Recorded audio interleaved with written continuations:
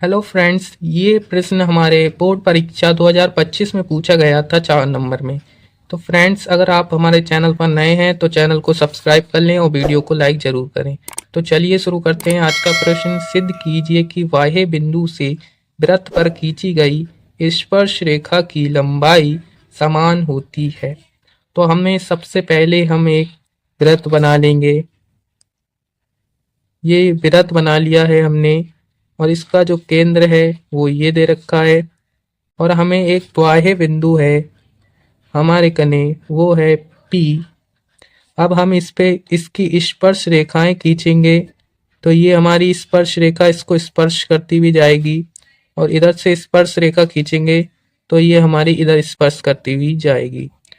सबसे पहले हम इसको अब क्या करेंगे, हम इसको लिखेंगे दिया है, दिया है, इतना लिखेंगे दिया है।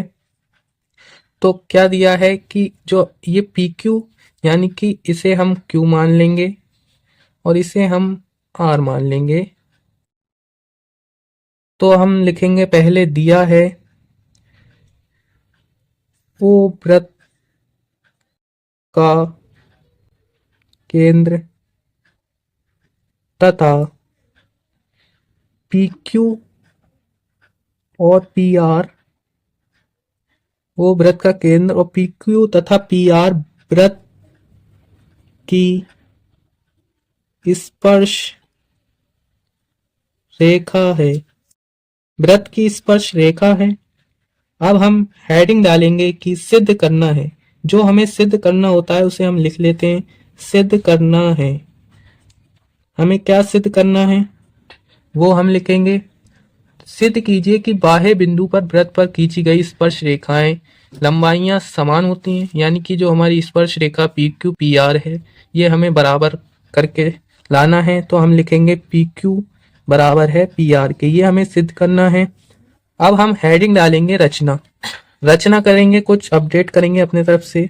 तो हम इसे लिख सकते हैं रचना। रचना कैसे लिखेंगे हम, तो हम सबसे पहले P और Q को हम P और O को हम मिलाएंगे, ये वाली रेखा को हम मिलाएंगे, ये O है और इसको भी मिलाएंगे हम इधर से और इसको भी हम मिलाएंगे इधर से, ठीक है, इसको मिलाएंगे। अब हम इसकी रचना लिख देंगे कि OP और OQ तथा OR, OP OP OQ और OR को मिलाया, ऐसे लिख सकते हैं मिलाया, इतना लिखेंगे।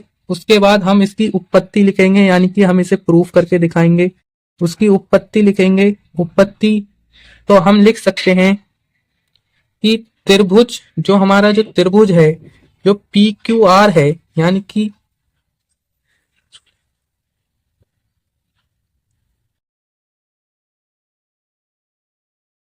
जो हमारा त्रिभुज पी क्यू ओ है और त्रिभुज पी ओ आर है, उसको हम कैसे लिख सकते हैं कि त्रिभुज P Q O, P Q O और त्रिभुज तथा त्रिभुज पी ओ आर में जो पी ओ है हमारा,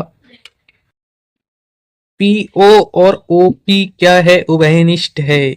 इस त्रिभुज में भी और इस त्रिभुज में भी पी ओ और ओ पी क्या है, उभयनिष्ठ है, उभयनिष्ठ है, उभयनिष्ठ है, यानी कि दोनों त्रिभुज में है तो ये उभयनिष्ठ हो गई। और उसके बाद हम लिख सकते हैं कि जो ओ क्यू है वो है हमारे बराबर है ओ आर के, क्योंकि ये वृत्त की त्रिज्याएं हैं। लिखेंगे वृत्त की त्रिज्या है, ये वृत्त की त्रिज्या है तो ये आपस में बराबर होंगी। और इसी तरीके से हम लिख सकते हैं कि पी क्यू ओ है, जो त्रिभुज जो पी क्यू ओ है, यानी कि इसके जो कोण बनना है, यानी कि कोण पी क्यू ओ है, जो वो कोण पी आर ओ बराबर है 90 डिग्री के, क्योंकि हमें पता है कि अगर कोई वृत्त पर स्पर्श रेखा खींच जा रही है और उस पर हम अगर जो लंब डालेंगे वो 90 डिग्री का होगा, तो ये स्पर्श रेखा इस पर जो लंब है वो 90 का कोण बना रही है इधर, तो ये भी 90 का कोण, ये भी 90 का कोण। हम इधर लिख सकते हैं प्रमेय के अनुसार, प्रमेय के अनुसार, प्रमेय के अनुसार वृत्त की त्रिज्या स्पर्श रेखा, स्पर्श रेखा पर लंब है, लंब है। इतना लिखने के बाद अब हम लिख सकते हैं, इसलिए इसलिए जो त्रिभुज पी क्यू आर है, पी क्यू ओ है जो त्रिभुज, वो सर्वांग सम होगा त्रिभुज पी ओ आर की, क्योंकि हमने सर्वांग समता का नियम पढ़ा है, आर एच एस